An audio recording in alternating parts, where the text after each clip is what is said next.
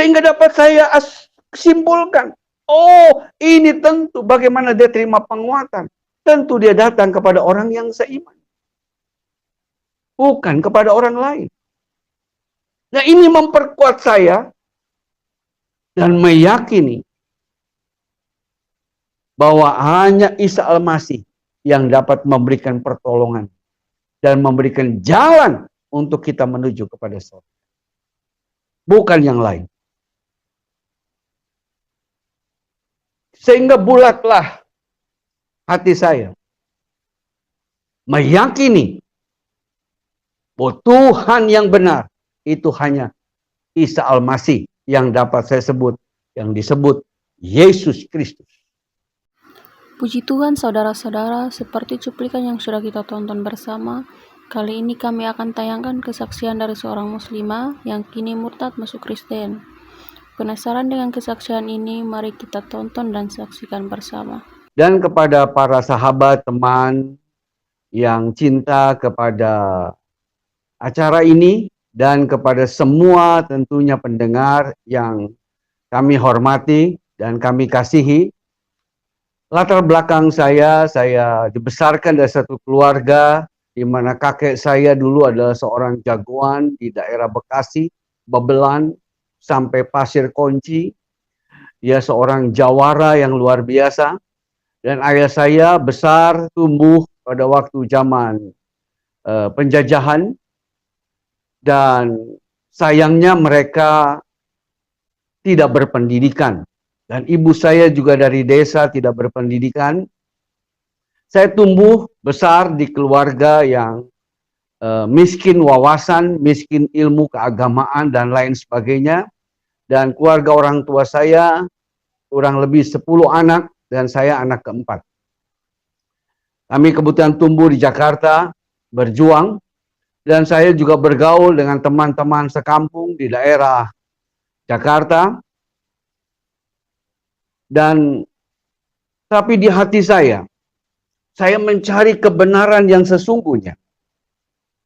Dan waktu itu, walaupun kehidupan saya sederhana, tapi saya punya rindu untuk mencari kebenaran.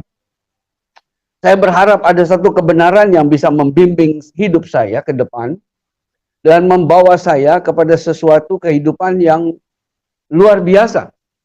Nah, Bapak, Ibu, saudara-saudara yang kami hormati, dalam pencarian kebenaran yang saya lakukan, ya, pada waktu itu saya usia remaja, pemuda, saya bertumbuh dalam kondisi kerohanian yang sangat minim ilmu wawasan, dan saya mulai mempelajari banyak agama. Bahkan di tengah-tengah pembelajaran agama saya juga dibimbing, ya, masuk satu perguruan di Keramat Kuitang dengan perguruan Kancing 7 Bintang 12, itu Babe Nafi yang menjadi guru dan mentor saya. Dan Bapak Ibu, tapi dalam hati saya merasa kosong. Ya. Seringkali saya diadu ilmu. Tapi saya tidak dapatkan apa-apa. Nah, pada satu saat ketika saya mulai mempelajari agama, saya menemukan agama yang menyembah, yaitu agama, saya melihat dari berbagai agama-agama Hindu, saya belajar, tapi saya melihat tidak terlalu cocok dan tidak pas dengan saya.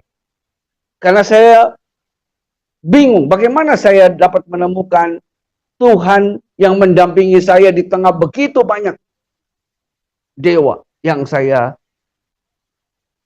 terima pengajaran itu. Dan saya mulai mencari yang lain. Saya mencari dari agama lain, baik Konghucu, Buddha, dan saya temukan juga tidak saya dapatkan apa-apa. Dan dalam pencarian kebenaran saya mengerucut kepada agama yang terakhir, yang memang saya ketahui sebagai agama terakhir, Yang dimana saya diberitahu seperti itu.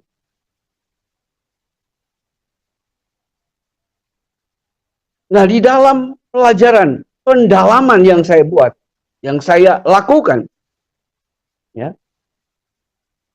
saya menemukan sesuatu yang mengerucut kepada 3 agama, yaitu agama Yahudi, Nasrani, dan Islam. Mengapa 3 agama ini yang menjadi titik tolak perhatian saya? Karena 3 agama ini menganut pada satu nama, yaitu Ibrahim. Ya, di mana Ibrahim menerima perintah sebagai agama yang lurus, agama yang hanif. Ya. Nah, saya mengerucut pada 3 agama ini. Namun pada saat itu zaman belum ada internet di tengah saya pemuda. Saya kesulitan mencari narasumber, dan pada akhirnya saya melihat kepada 2, yaitu Nasrani dan Islam. Nah, di dalam saya mempelajari mendalam berbagai hal, hanya perlu saya akui, saya tidak terlalu pandai dalam bahasa Arab. Tapi saya percaya kebenaran itu tidak terbatas dengan bahasa.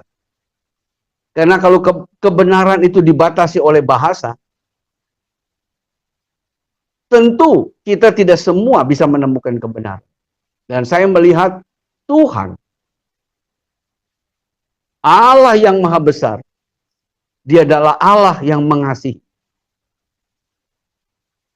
Nah, di dalam pencarian, saya menemukan satu hal yang menarik di dalam mencari kebenaran. Yaitu ketika saya mempelajari tentang Nabi Ibrahim, ketika Nabi Ibrahim itu menerima janji dari Allah,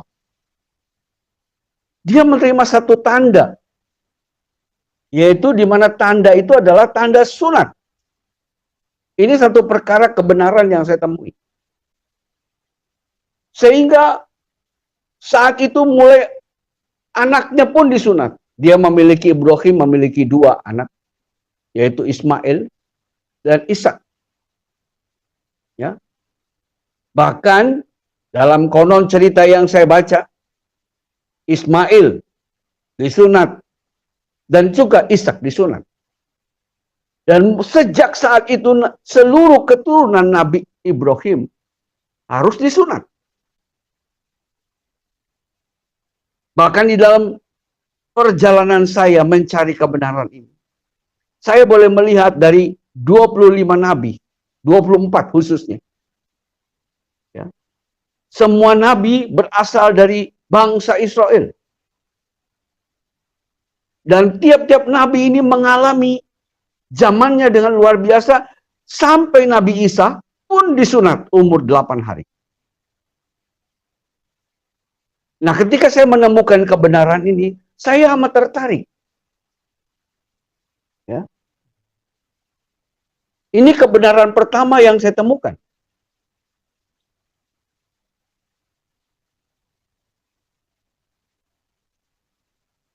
Saya melihat dan mempelajari bagaimana riwayat kisah Muhammad menjadi seorang nabi. Muhammad dilahirkan pada tahun 521 Masehi, di mana saat ibunya mengandung, ayahnya meninggal. Dan ketika ayah meninggal, dia lahir dan diasuh oleh pamannya, dan kemudian diasingkan juga 2 tahun. Dan itu menurut tradisi bangsa Quraisy. Pada umur 6 tahun, ibunya meninggal.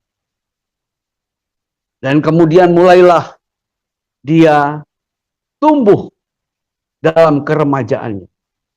Nah, di dalam keremajaannya saya membaca dan mengikuti bagaimana Muhammad bertumbuh. Pada saat umur 25, dia menikah dengan Siti Khadijah. Dan saat saya membaca terus, umur 40 baru Nabi Muhammad ini menerima pewahyuan di Gua Hiro. Namun dalam pengamatan saya tidak melihat Nabi Muhammad mengalami sunat. Dan ini cukup menggoncangkan saya. Dan ketika saya selidiki lebih dalam, ya, beliau ternyata tidak pernah disunat. Atau tidak ada pernah berita disunat. Walaupun ada beberapa teman yang berkata dia disunat sejak lahir. Namun saya meragukan berita ini. Mengapa? Sebab kalau berita ini betul, tentu itu akan tertulis. Pamannya yang menjadi saksi juga bukan akan mengatakan. Karena itu kesaksian yang luar biasa.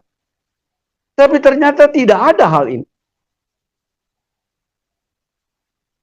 Bahkan sampai kepada anak-anak beliau yang lahir dari Siti Khadijah pun tidak pernah terdengar tentang hal sunat.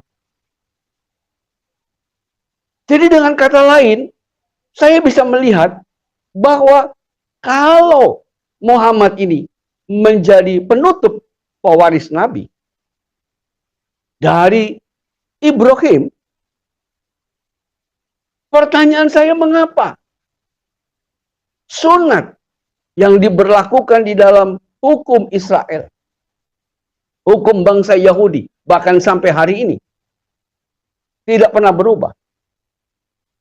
Tidak dilakukan oleh Muhammad. Berbeda dengan Nabi yang ke-24, yaitu Nabi Isa alaihissalam. Yang pada saat itu, saya mempelajari seperti itu. Pertanyaan inilah yang menggolak saya. Yang membuat saya melihat bahwa ada satu hal, yaitu Alkitab, menjadi sorotan saya. Nah, di dalam kebenaran inilah saya menemukan bahwa ternyata di dalam Quran sendiri dijelaskan bagaimana Isa adalah orang yang terkemuka di dunia dan di akhirat. Bahkan Isa ini memiliki kedudukan yang begitu istimewa, yang tidak bisa digantikan oleh siapapun. Bahkan Muhammad juga menegaskan bahwa nanti akhir zaman Isa itu akan datang sebagai hakim yang adil. Dari gambaran ini, dari latar belakang inilah, semakin memperkuat saya bahwa Isa Al-Masih adalah pilihan saya di dalam menuntun hidup saya. Nah, Bapak, Ibu, saudara-saudara yang saya hormati, saya tidak tahu perjalanan hidup saudara, tetapi ini perjalanan saya. Dalam pencarian kebenaran, saya menemukan hal yang luar biasa.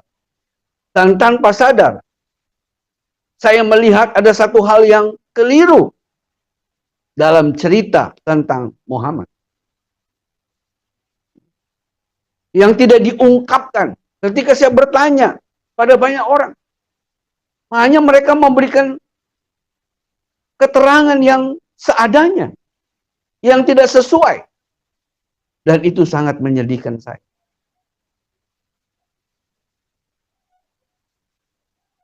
Nah, saudara-saudara, tantangan lain yang saya dapatkan ketika saya mempelajari hal ini. Saya menemukan begitu banyak pertentangan. Kenapa saya katakan ini? Karena Quran sendiri yang menantang ini. Quran sendiri yang mengatakan di dalam An-Nisa 82. Tidakkah engkau memperhatikan Al-Quran? Kalau sekiranya Al-Quran itu bukan dari sisi Allah, tentu mereka mendapat pertentangan yang banyak di dalam. Nah, itulah yang mendorong juga saya untuk mempelajari hal ini. Dari tantangan inilah saya melihat ternyata begitu banyak hal-hal yang tidak diungkapkan oleh banyak para ustadz atau banyak para guru agama, khususnya dalam Islam, di dalam mengupas hal ini. Tapi saya bersyukur kalau saya boleh mengalami tuntunan yang berbeda. Dari latar belakang inilah membuat saya belajar lebih banyak. Bapak, Ibu, Saudara-saudara yang saya kasihi, ya, saya boleh melihat bagaimana agama Ibrahim yang lurus itu justru itu dipegang oleh Isa Al-Masih. Dialah pewaris Nabi yang sebenarnya. Dan ini yang mendorong saya membaca Alkitab. Dan saya menemukan transisi bagaimana saya mulai digoyang. Tapi ternyata Allah menuntun saya kepada satu kebenaran yang sejati. Dan saya boleh melihat justru lewat Quran saya diperkuat bahwa Isa adalah kebenaran yang sesungguhnya. Bahkan di dalam Al-Jukrub disebut ayat 61. Ikutlah aku, inilah jalan yang lurus. Dan lewat Isa lah kita mengetahui soal hari-hari kiamat. Maka yakinlah saya bahwa Isa adalah orang yang sungguh diutus oleh Allah. Terlebih di dalam Quran sendiri disaksikan. Diperkuat di dalam Quran ketika saya baca Alkitab bahwa Isa lahir berdasarkan Roh Kudus lewat Maryam. Dalam Alkitab disebut Maria. Benar. Quran sendiri menyebut bahwa aku memperkuat dia dengan Roh Kudus. Dulu saya diajar Roh Kudus itu Jibril, tapi ternyata bukan. Jibril is Jibril. Roh Kudus ya Roh Kudus. Nah, seringkali kita menemukan ketidakcocokan. Mungkin kata-katanya bisa kita katakan, mungkin gurunya yang mengajar juga tidak tahu. Dan kita harus cari tahu sendiri. Jadi saya mau mengajak Bapak, Ibu, Saudara-saudara, apapun agama, mari belajar dengan sungguh-sungguh, terutama mereka yang mempelajari Quran. Mari selidiki Al-Quran kita, Al-Quranmu dengan akal sehat. Dengan sungguh-sungguh. Saya percaya saudara akan menemukan kebenaran yang sesungguhnya. Karena Al-Quran sendiri menyaksikan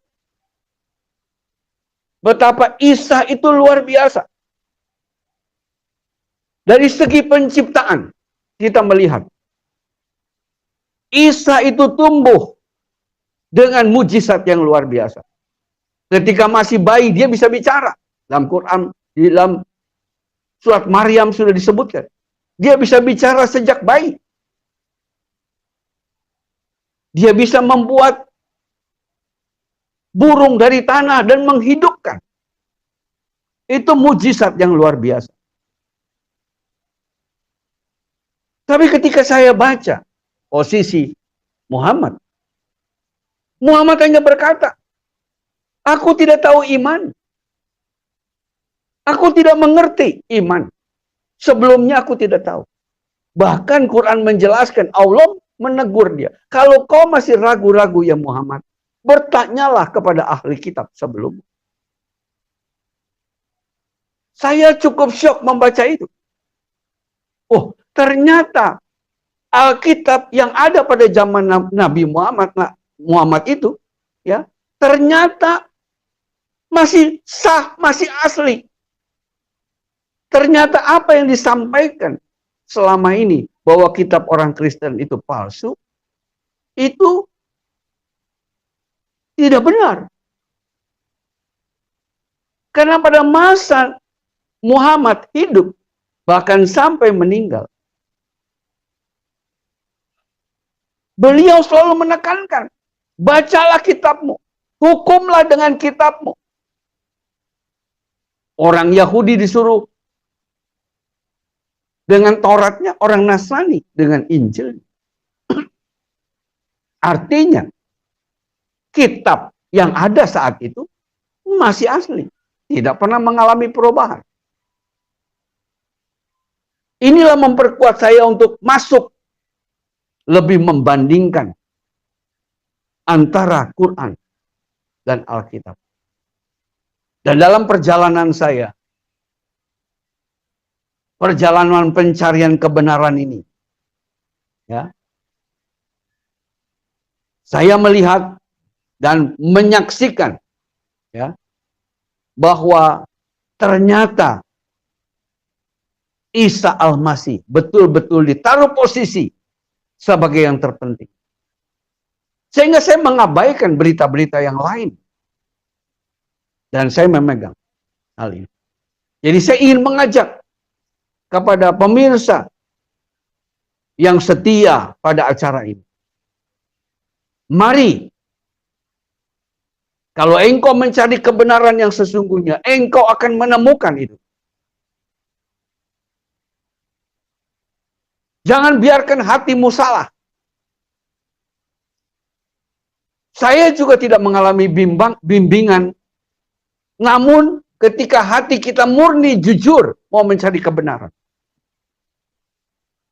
Ternyata Allah itu tidak buta. Dia mampu memimpin orang pada kebenaran. Jadi lewat pengalaman saya mau mengajak Bapak Ibu,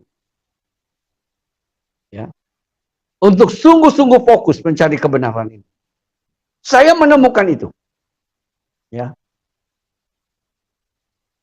Bahkan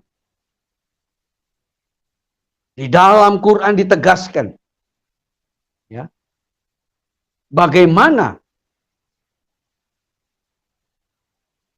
Nabi Isa itu melakukan perbuatan-perbuatan yang mulia.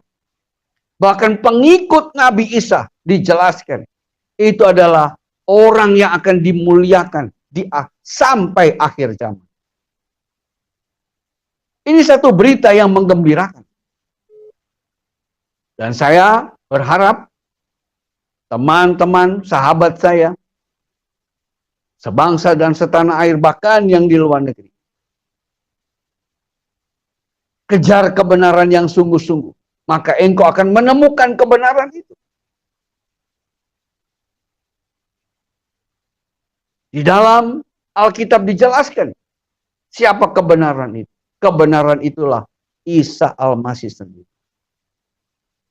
Dialah firman yang menjadi daging. Dia yang mampu menuntun kita kepada keselamatan. Sehingga dengan bangga saya menerima Isa sebagai Tuhan saya. Nah Bapak Ibu, ketika saya berjalan ini, bukan berarti saya gampang. Saya juga mendapat tantangan dari para sahabat saya yang lama. Tantangan saya begitu berat. Memang saya tidak sampai dianiaya secara fisik. Tetapi saya mengalami aniaya secara batin. Kenapa? Kenapa di dalam Alkitab yang saya pelajari setelah saya terima? Ternyata Alkitab mengajarkan bagaimana saya mempertanggungjawabkan iman saya dengan sopan, dengan lemah lembut dan penuh hormat. Dan hati saya penuh kasih. Ketika saya menghadapi cemooh orang, saya menghadapi kesinisan, bahkan hal lain, saya harus rela bersabar. Saya harus rela memiliki hati yang penuh pengampunan. Dan itu penganiayaan batin yang luar biasa. Kenapa? Sebab saya dulu orangnya juga berangasan. Seperti saya katakan, saya menganut masuk dalam satu perguruan, dilatih melawan orang, dan 1 dan 2, paling sedikit ban hitam. Biasa untuk mengadu fisik. Karena waktu itu dalam kegelapan. Tapi dalam perjalanan, ketika saya menemukan kebenaran lewat Isa Al-Masih, perintahnya Isa Al-Masih jelas. Hendaklah kamu mengasihi musuhmu. Dan rela bahkan kalau pipimu ditampar sebelah kiri, berikan yang sebelah kanan. Waduh, ini sesuatu ajaran yang luar biasa. Yang sangat beda terbalik. Ya. Oleh sebab itu ketika saya melihat bagaimana ajaran-ajaran agama yang disalahartikan, bahkan digunakan untuk hal-hal yang salah, membuat orang rela mati bunuh diri, bahkan membawa anak istri untuk mati demi sesuatu kebenaran yang tidak jelas. Saya ingin mengajak pada Bapak Ibu, mari pelajari kebenaran yang jelas, dan kebenaran itu ada di dalam Alkitab. Dan Alkitab yang ada itu tidak pernah dipalsukan, tidak pernah disalahartikan. Bahwa komentar Quran terhadap para rabi, pendeta dan Nasrani yang ada pada zaman Quran, Al-Quran sendiri mencatat itu. Bahwa dikatakan, katakanlah yang sebenarnya. Jangan engkau sembunyikan kebenaran yang ada. Engkau menukar kebenaran dengan harga. Apa yang terjadi? Nah, kita harus tahu sejarah di sini. Saya dipaksa untuk belajar sejarah historis. Bahwa ternyata saya menemukan yang diprotes oleh Quran. Itu adalah pengajaran-pengajaran gereja saat itu. Karena saat itu tidak ada Alkitab. Yang pegang Alkitab itu hanya para imam, uskup. Tetapi uskup mengajar kepada umat hanya ajaran manusia, bukan ajaran kebenaran menurut Alkitab. Justru itulah yang ditentang oleh Quran. Muhammad menentang itu.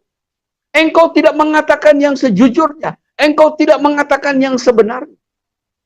Maka kalau engkau tahu apa yang kukatakan, firman yang kukatakan, kata Muhammad saat itu, engkau akan mengenal bahwa itu berasal dari Injil. Kan begitu kira-kira. Itulah protes Muhammad kepada orang Nasrani dan orang Yahudi. Nah, orang Yahudi dan Nasrani memang saat itu bertengkar. Sejak Bait Allah dihancurkan, orang Yahudi dicerai-beraikan, kekristenan Nasrani bertumbuh dengan kerajaan Romawinya. Karena kerajaan Romawi akhirnya masuk Nasrani.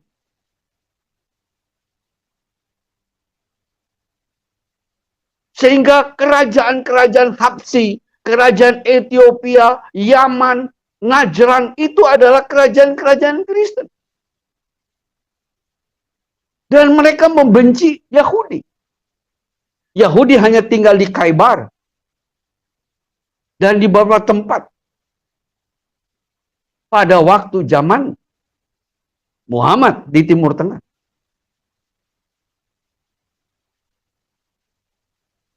Inilah yang diprotes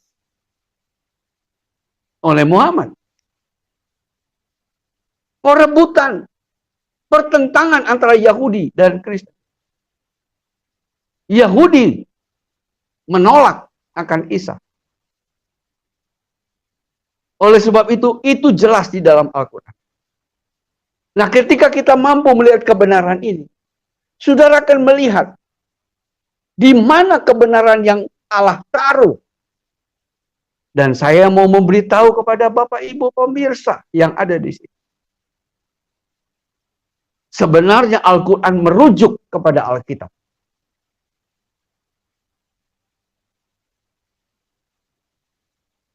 kebenaran lain yang saya dapat.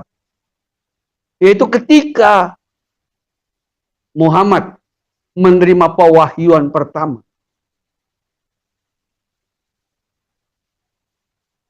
Saya menganalogikan begini. Ya.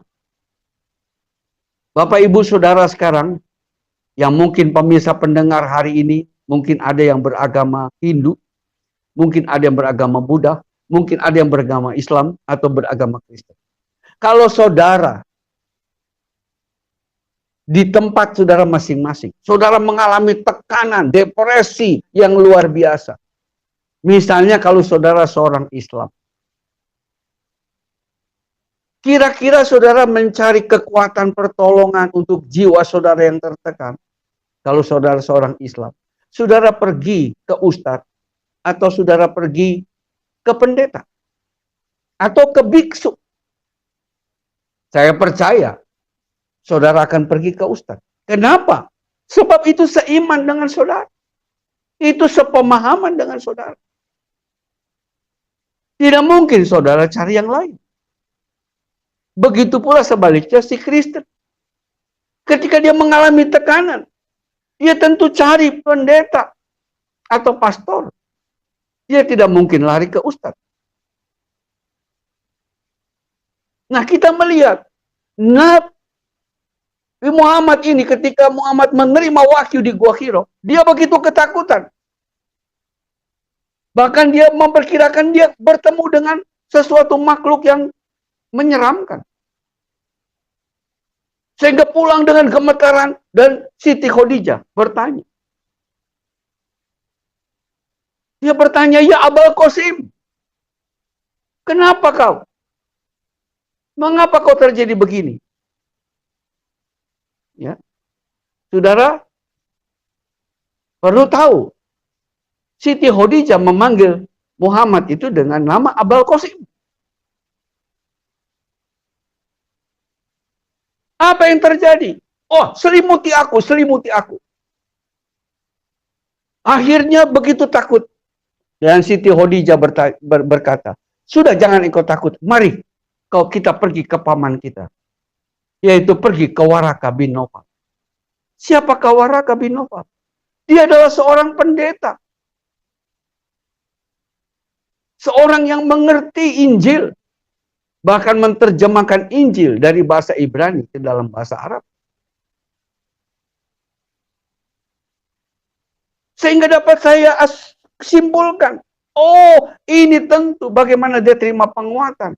Tentu dia datang kepada orang yang seiman. Bukan kepada orang lain. Nah, ini memperkuat saya dan meyakini bahwa hanya Isa Al-Masih yang dapat memberikan pertolongan dan memberikan jalan untuk kita menuju kepada surga. Bukan yang lain. Sehingga bulatlah hati saya meyakini bahwa Tuhan yang benar itu hanya Isa Al-Masih yang dapat saya sebut, yang disebut Yesus Kristus. Nah, inilah yang saya mau sampaikan kepada Bapak Ibu pemirsa yang berbahagia pada malam ini. Ya. Pengalaman spiritual yang saya alami tadi, aniaya tidak lain adalah aniaya secara batin. Aniaya secara bagaimana saya harus siap rela menderita bagi Tuhan saya. Dan saya harus siap memberitakan apapun resikonya. Inilah yang membuat tadi seperti dikatakan oleh Pak Yusuf Manibulu kalau saya tidak salah, ya.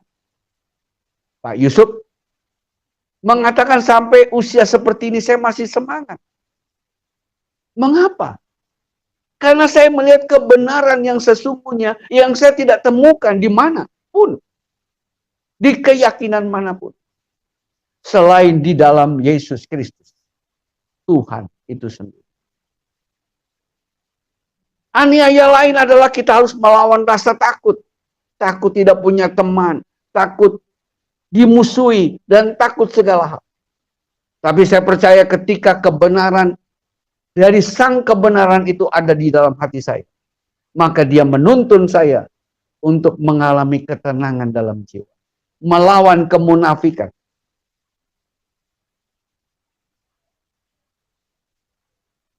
Pengalaman mujizat yang saya alami adalah saya boleh mengalami kekuatan, kesabaran untuk melewati itu semua dengan pertolongan Tuhan. Dan saya percaya itu adalah mujizat. Mujizat yang terbesar. Apa mujizat yang terbesar dalam pemahaman saya? Apakah mujizat terbesar kita terima uang 2 triliun? Apakah kita yang tadinya miskin jadi hebat? Atau sakit jadi sembuh? Saya kira bukan. Mujizat yang terbesar adalah engkau menemukan sorga yang benar. Menemukan Tuhan yang benar.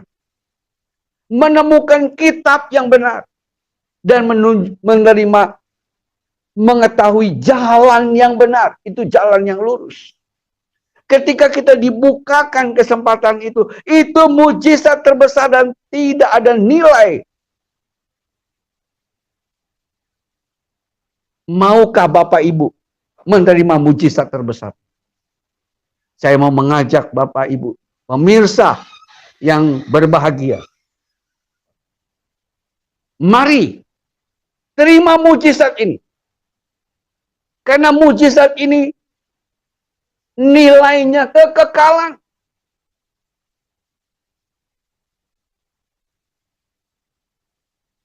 Berapa banyak harta yang kau punya hari ini? Berapa banyak kemewahan yang kau punya? Tidak ada arti ketika sampar datang.